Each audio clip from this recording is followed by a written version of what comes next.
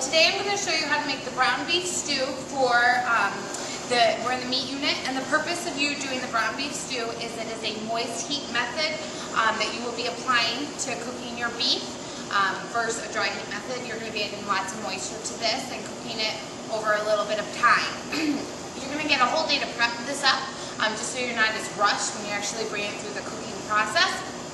So what I'm going to show you is a little bit of our mise en place.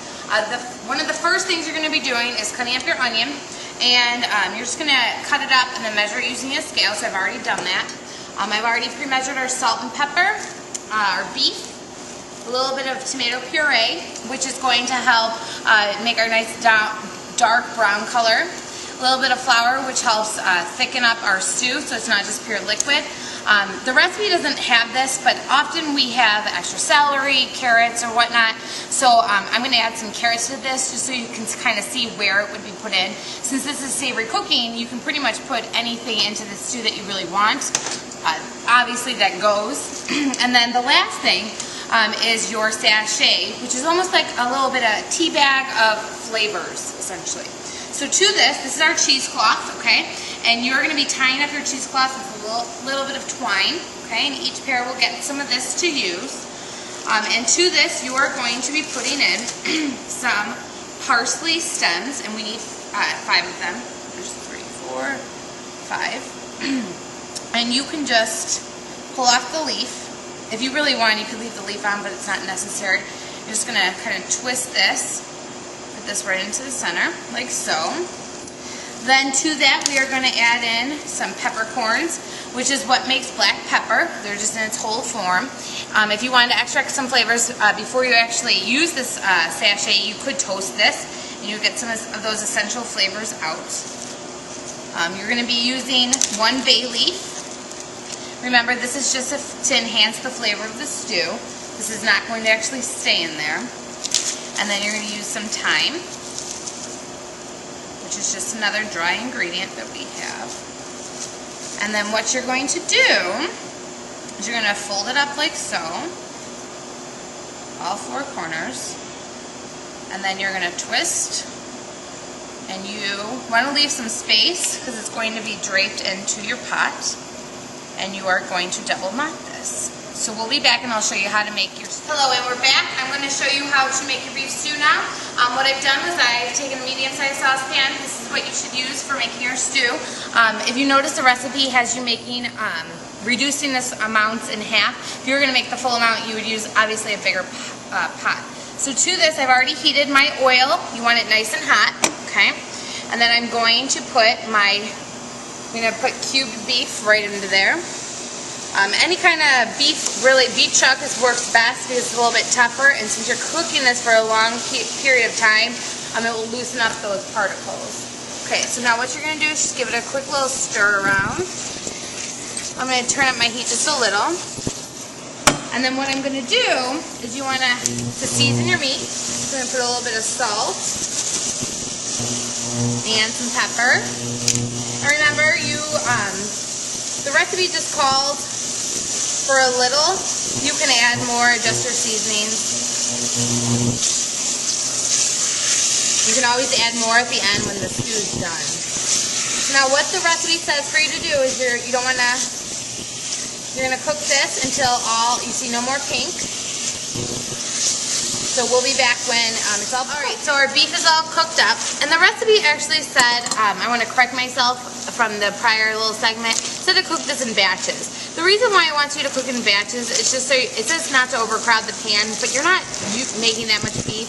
So to save on purpose of time, you can put all the beef in there at the same time. Just make sure you're keeping an eye on it and that you're moving it around so it's all cooked thoroughly. Okay? So to this, I am going to add in my onions, and you're going to be adding 5 ounces of onions. And a lot of times students are like, I don't like onions, I don't want to add it. They're going to cook down so much, you're not even going to know that they're in the stew. Okay, so you're just going to move that around. To that, I'm also going to add in my garlic that I've just minced up. And that's just going to add a little bit of flavor. And then at this point, if you're going to add in any other vegetables, like I'm adding in carrot, you're going to add it at this point, just so it cooks down and it's tender, because the carrot is very crisp. It takes some time, so you want to make sure it's cooked. Another little helpful hint is, since carrot does take so long to cook, you're just going to want it to be very small. Sometimes students keep them like full rondelles or things like that, and then they're crisp. So you just want to make sure that the smaller it is, you don't want it minced, but it's going to cook quicker. So I'm just going to stir this around. And then what you're going to do is you're going to let this just kind of sit and cook, stir it occasionally, and for about, until the onions are a little bit brown. It's probably going to take about 8 to 10 minutes. Alright, so we'll be right back. Alright, so we're back, and as you can see, there's fond at the bottom. That's normal. That will go away once we add in our brown stock, and then the onions are all cooked, the carrots are tender. So now what you're going to do is you're going to add in your flour. The flour is a thickener, and you're going to be making a roux with the fat from the beef. Okay, and a roux is just a combination of fat and flour. And what you're going to do, so you're just going to stir this around, just like so. And you won't even be able to see it.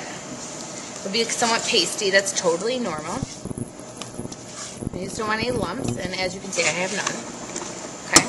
So now what you're going to do is, to that, we are going to add in our brown stock, which is like a beef broth. You can make this homemade, or you can just simply buy it from a can. You can buy bouillon cubes and make it that way with water.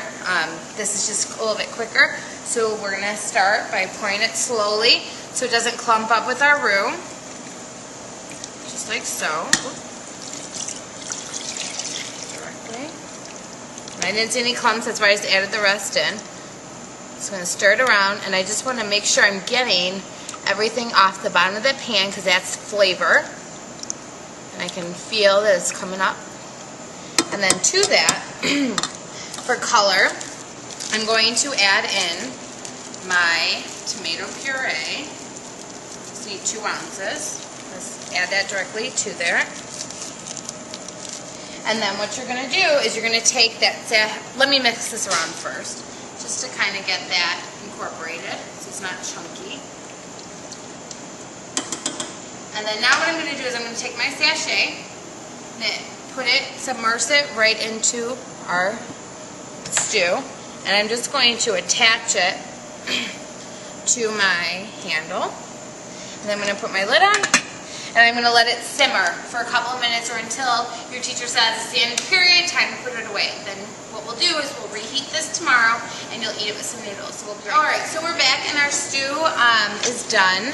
You will, when you store this the first day, you can leave the sachet in there because you can reheat with it. And you're actually going to just discard the sachet, so I'm just going to put it in the garbage can. And then your stew is done. It should be a nice rich color.